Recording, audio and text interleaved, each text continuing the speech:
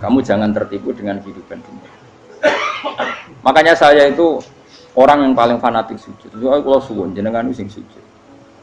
Wes sujud salat 5 waktu lah nikmati.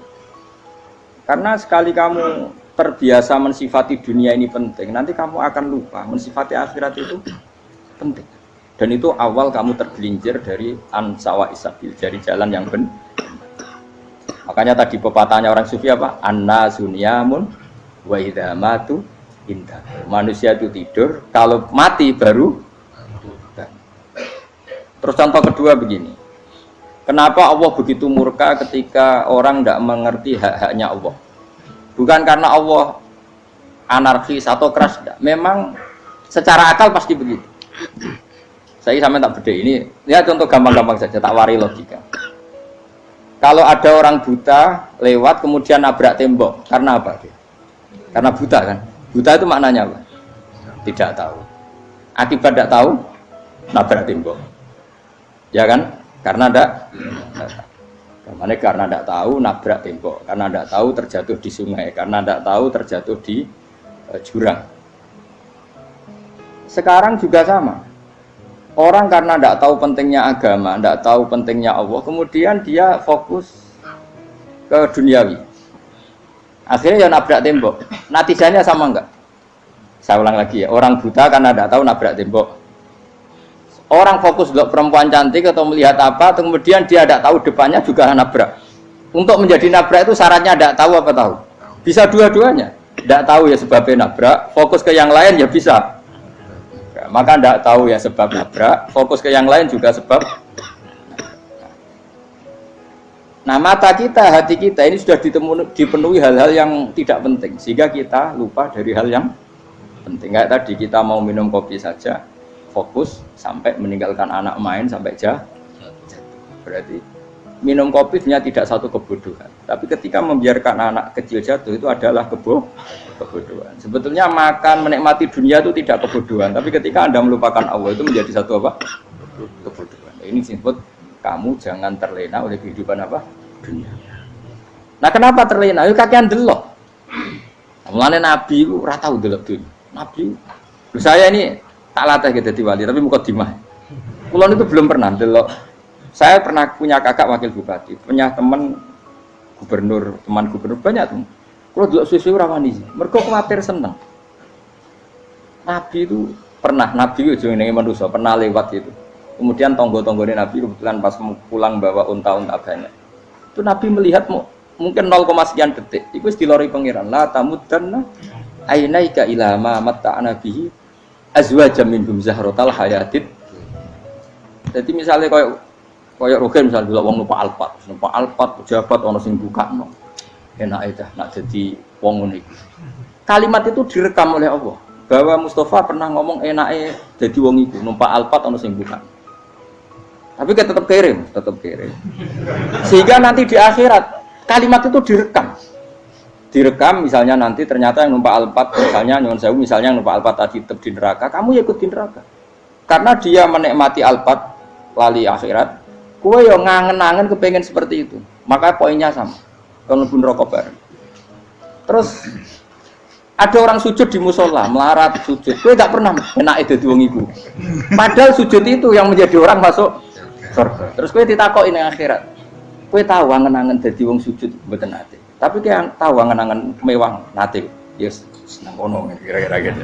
Lha iku latara undal pas kowe roh ilmu yakin pas wae mlebu neraka. Lha iki mulane tak ajari dini kiat-kiat supaya kira mlebu.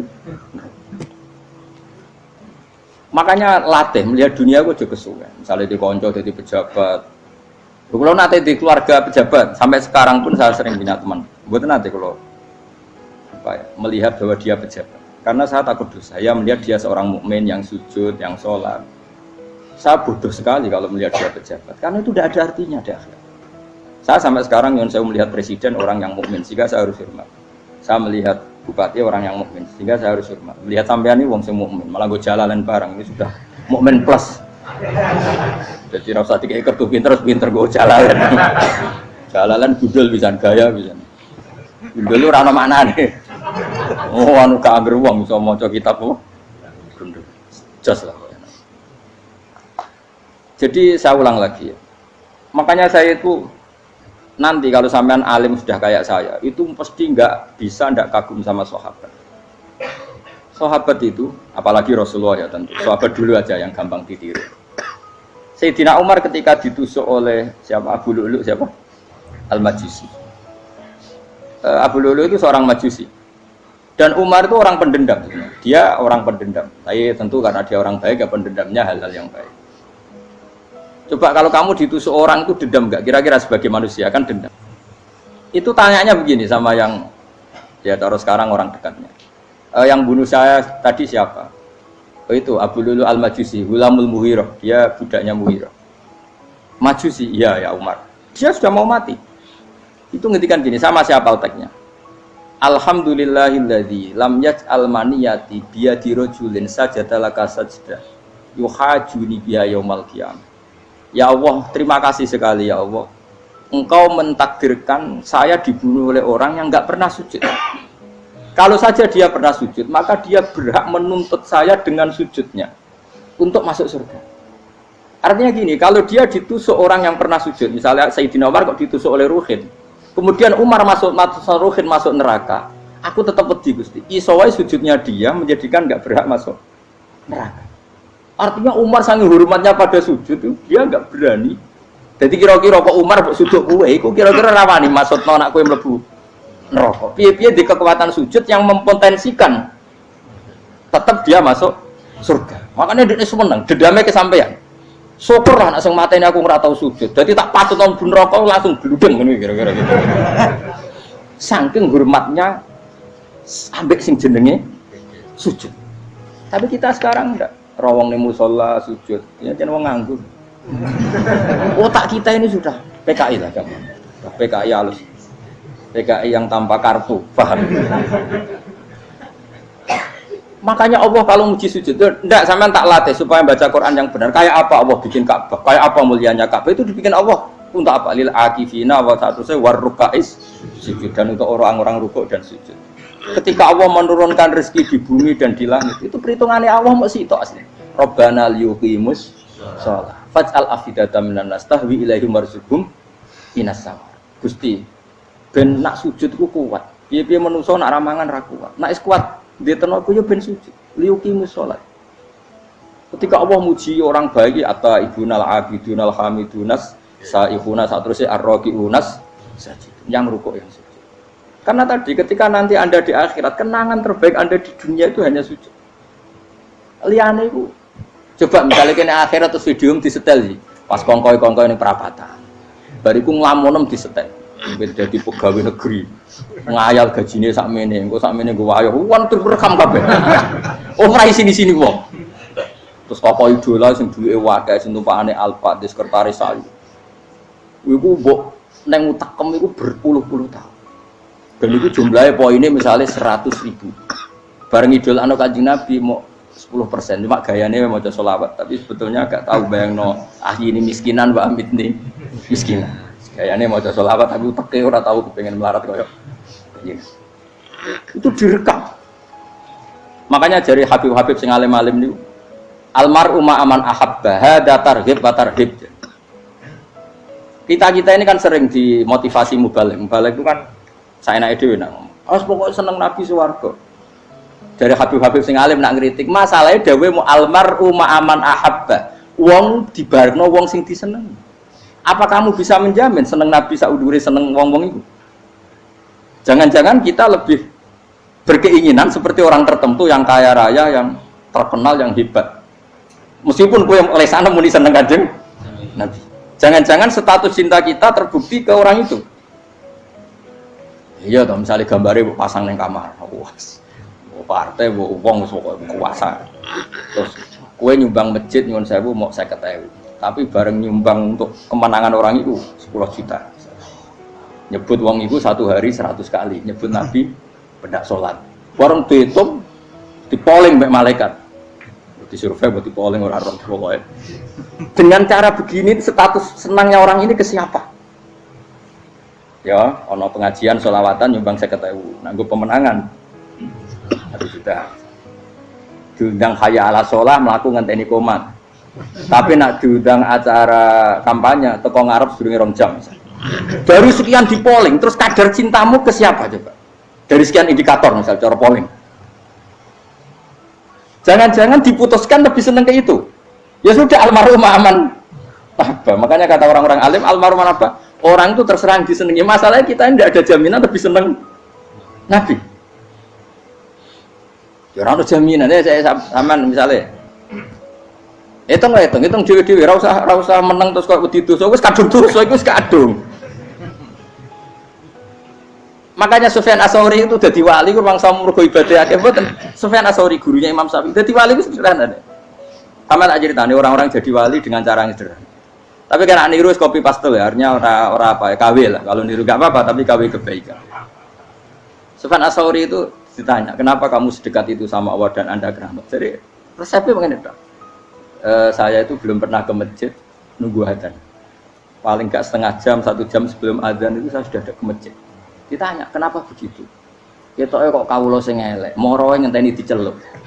Terus ngerti nak waya yak mono iku Allah nyelup. Misalnya saya punya candalem atau saya punya karyawan, tiap jam 8 itu buka toko.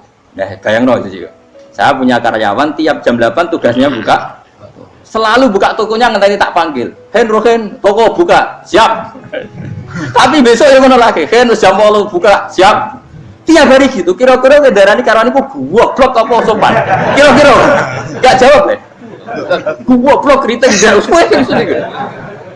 Nah, Sufyan Ats-Tsauri tidak mau gitu. Wong wis ngerti nek Allah yang mono wayahe manggil. Dadi ya kerja malu wis ning kono. Dadi nek Allah hayya ala sholam pun Gusti. Hayya ala sholam pun penting mriki. Itu sudah dadi wali.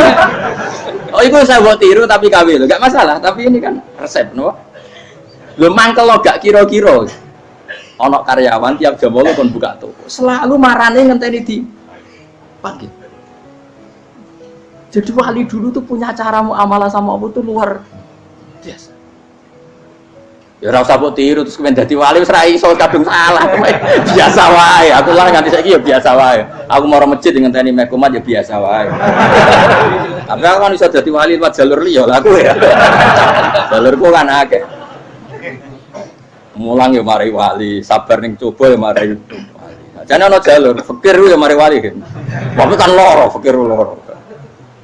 Jadi Imam Adil ya wali, di bojo judes itu wali, masyhur. Ana wali ku baru kae di bojo judes. Iku ya jalur dadi wali. Wah lebih ngeri lagi. Ngeri tenan nganti ning akhirat dijak wedi. Jadi anak jote wae kan. Para suami takut istri silahkan baris sing wis baris sing wedok. Pak rene lho tetep moro-moro. Wong dibojo kegawangan ini akhirat bahaya, you know.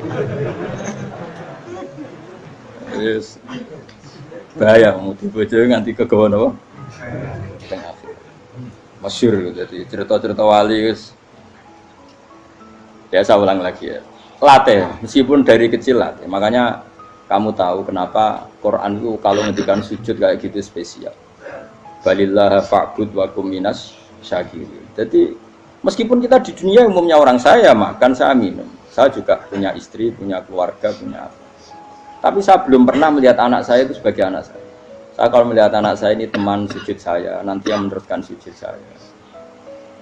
Saya tenan kulon bolak-balik ditanya istri saya dan agak-agak marah. Gus Pak, kenapa kamu hormat sama anak sampai gitu? Kalau nanti manja gimana? Kalau terlalu manja, saya bilang itu udah anak saya. Itu nanti yang meneruskan sujud saya, meneruskan rukuk saya. Saya nanti pasti mati dan saya butuh di bumi selalu ada yang sujud sama Allah. Dan itu yang paling dalam otoritas saya itu anak saya. Orang lain itu enggak dalam otoritas saya. Jika kita melihat anak itu ini penerus sujud saya, penerus rukuk saya. Kita enggak sudah duniawi sekali. Rumah tanah anak tua ben di rumah. Kapitalistik. PKI lah pikirannya yang ngono, Cina yang ngono. Wong fasek-fasek ning dalan yang ngono. Kowe nggawa jalalan ngalor itu percaya ngono. Jadi dulu itu kalau para nabi donga fahab li milladunka waliya yarithuni wa yarithu min ahli Yakub, seorang turunan yang meneruskan tradisi sujud, tradisi. Sehingga ulama-ulama dulu kalau dongakno anake ya min ahli sujud wa min ahli Quran wa min ahli sunnah napa aja. Gak apa-apa, gue seneng dunia gak apa-apa. Ora usah tak warai gue seneng dhisik. Paham? Dadi iki ora usah. Cara Gus Bak ra apa-apa. Ora usah tak arani ra apa-apa, wis mbok lakoni. Makanya pulau suwun sangat. Sujud itu luar biasa. Nanti kamu di akhirat, kenangan terbaik Anda di dunia adalah pernah apa? Sujud. Bayangkan kalau itu jadi orientasi Anda. Anda berpolitik, cek melok partai Gerindra, cek Golkar, cek PDI supaya jadi penyuara sujud tidak dilarang di Indonesia. Karena umat Islam mayoritas, saking mayoritasnya sampai pejabat rasolat rawani, juga pejabat rasolat bakal dipilih. Itu berarti kamu berpolitik niat bikin satu pressure supaya standar orang benar adalah sing nopo sujud itu ya benar. Kok yang kaya kerja biar bisa beli tanah untuk masjid, yang orang miskin ikut menopang supaya masjid itu berdiri. Semuanya orientasinya menuju apa? Sujud. Jadi tidak sujud itu harus jadi wong khusuk sing goblok terus sujud terus. Tahu-tahu negara dikuasai komunis misalnya, terus akhirnya sujud dilarang. Termasuk menciptakan satu suasana Islami di negara ini juga berarti menciptakan keberlangsungan sujud. Karena dengan suasana Islami berarti sujud tidak dilarang, bahkan dianjurkan dan sebagainya. Ini penting saya katakan karena kalau tidak diingatkan ruwet. Nabi itu pernah punya anak dalam. Anak dalam itu setelah mau boyong cara santri itu ditanya, kamu minta apa sama saya? Ya Rasulullah kasih waktu 1-2 hari mau saya pikir. Karena yang menanyakan orang yang sayyidul awalin wal akhirin. Setelah sekian 2 hari, minta apa kamu? Jalur Anda gak tanggung-tanggung. As'aluka murafaqataka fil jannah. Saya minta jadi temanmu di surga. Oh Nabi kaget tuh. Kok kalian diwarai wong? Mboten nanti sing marahi. Kok Nabi diwarai wong? Ndak ya. Terus, kenapa kamu minta itu? Kata tadi, kalau saya minta dunia itu nanti zailah, dunia itu pasti hilang, faniyah pasti hilang. Maka yang abadi adalah saya jadi temanmu di surga. Tapi apa kata Rasulullah Jabe? Fa'inni ala nafsika bikasrotis sujud. Ya sudah, kamu bantu saya, kamu memperbanyak sujud. Kayak apa? Nabi pun mintanya fa'inni ala nafsika bikasrotis sujud. Saya bantu untuk menolong diri kamu memperbanyak apa? Makanya di pertama surat turun itu ada wasjud, kamu bersujud dan kemudian mendekatlah kepada. Tapi sekarang enggak, karena kita kena hijab duniawi, mitra penting, semuanya penting dan semuanya penting itu makna di hati kamu adalah hadun. Bahkan ngidolakno kiai perkara hadun nafsu, wae nak dadi kiai gede. Wah, teko ditolak al-badru. Wale napu widato MC ini muni Saiful Fadilah wal Karomah, mbah sauni-unine MC. Baru disangoni dihormat. Tekan muji ulama wae dari segi dunia. Ya, baru bisa wayo akeh macam-macam. Utek nek selek, tekan muji ulama wis dari segi. Makanya saya ini termasuk ulama. Kalau kan saya ngebis biasa. Kalau jarang kerso di panggungnya seneng dulu. Supaya semua ulama udah dipandang secara apa? Dunia. Saya sampai sekarang ngedus anak kula biasa. Teng pasar gitu biasa. Kalau marung teng pasar mangan gitu biasa. Nak seneng kula ben atas nama wong alim karena apa? Kalau kita terlalu menikmati dunia, lama-lama orang seneng ulama juga dari sisi dunia. Keren dadi kiai teko disualami dicucupi munggah.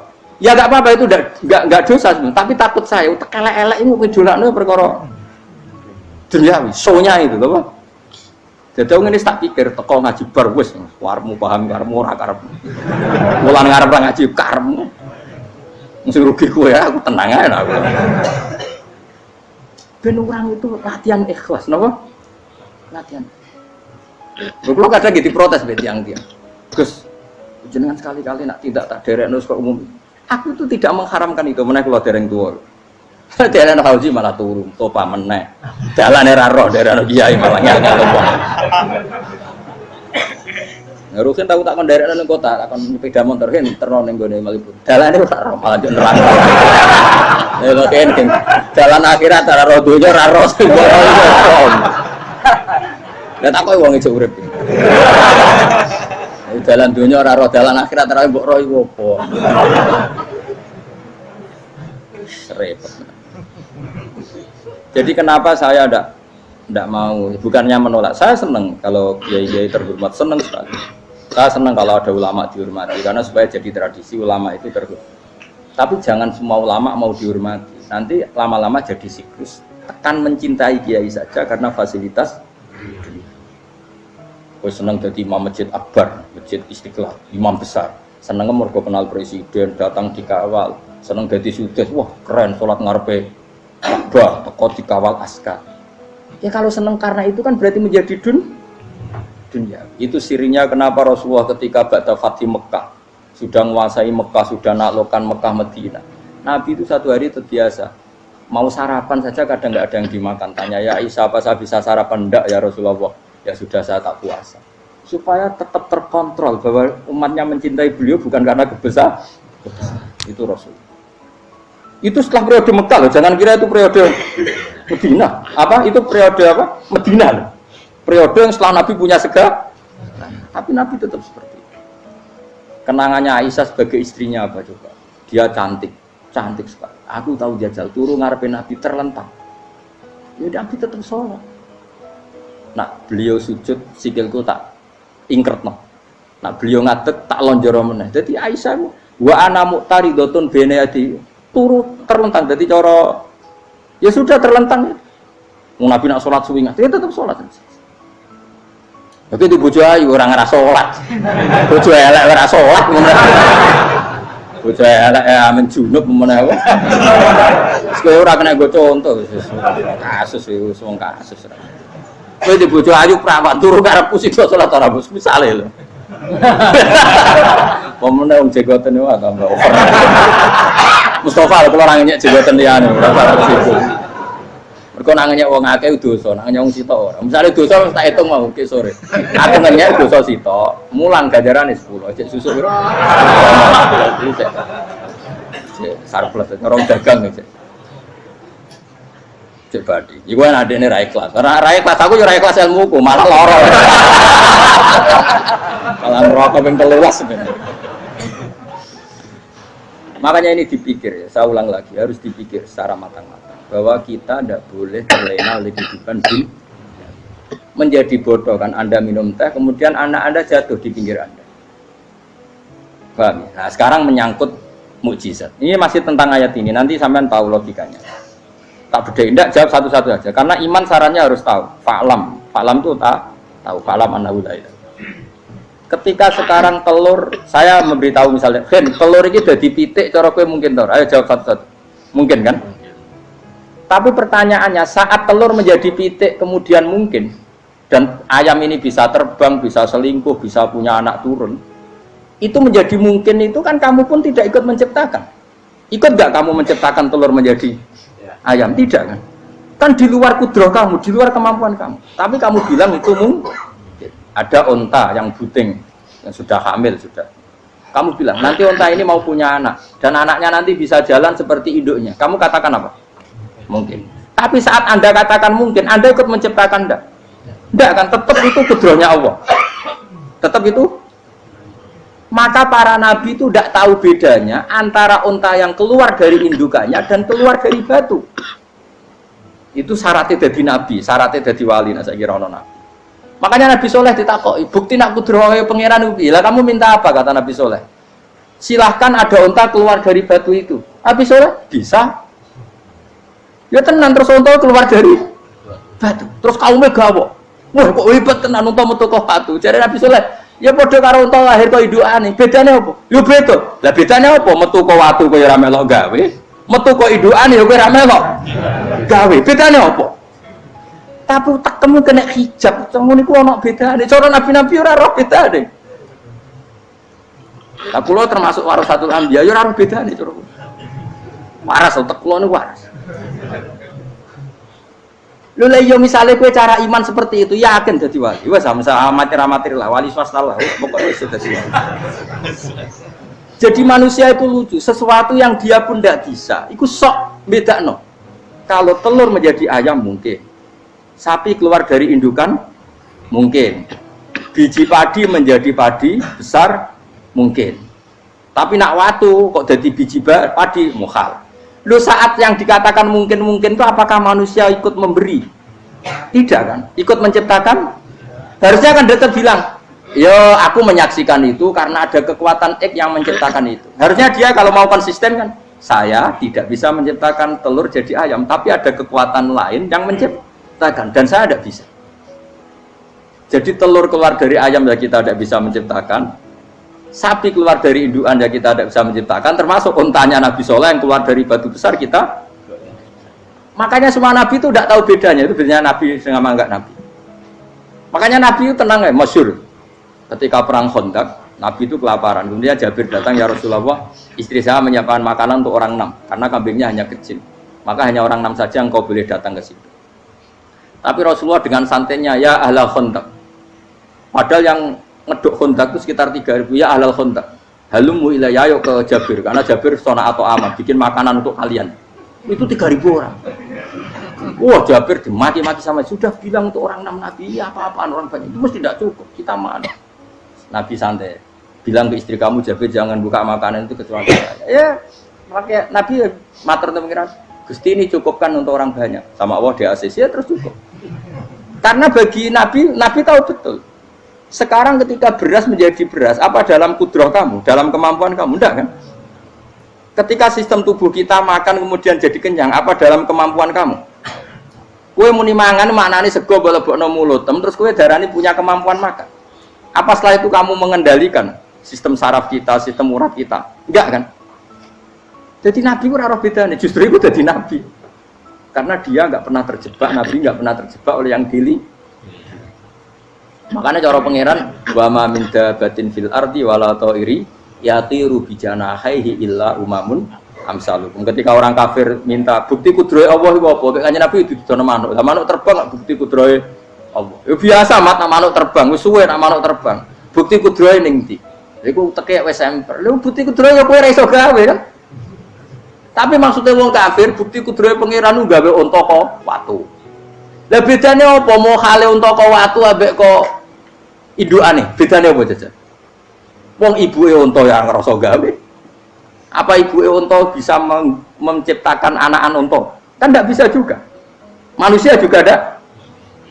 Jadi itu wis cukup dadi kudrohe. Tapi manusia angger barang sering terjadi darani mungkin.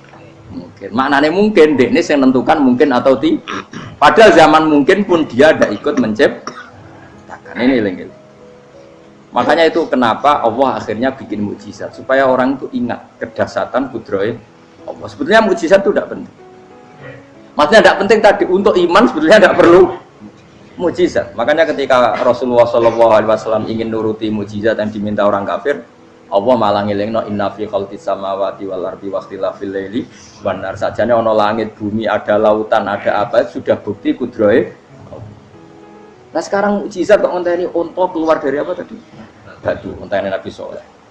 Lautan merah di sebelah tongkatnya Nabi Musa terus terbelah. Itu dari mukjizat. Kalau itu maknanya mukjizat karena manusia tidak mampu, apa manusia mampu bikin lautan? Kan tidak mampu juga. Kenapa itu tidak dikatakan mukjizat? Lagi-lagi karena wis kena mataul huruf. Paham jelas ya? Makanya kata Allah, saiki wong ora percaya hari kebangkitan. Alasannya masa manusia jadi tanah menjadi manusia? Memangnya manusia yang sekarang hidup itu dari apa coba? Sengke nado melok pilek, pilpres, melok dukung mendukung itu memangnya dari apa coba? Dari tanah kan?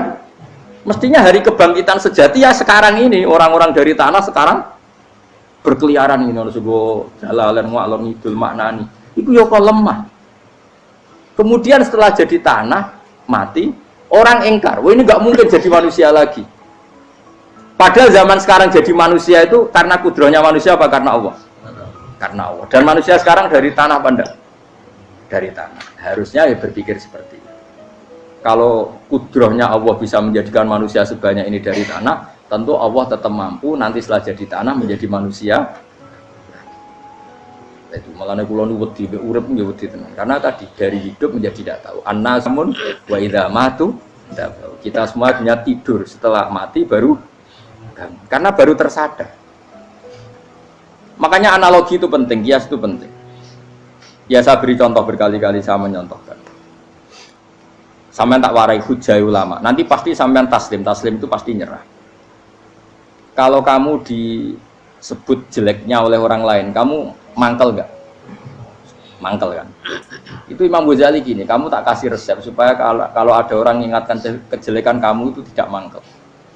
Apa itu resepnya? Misalnya gini, di baju saya ini, inna fi thawbika akroban wa hayatan. Di baju kamu itu ada kalajengking yang berbisa.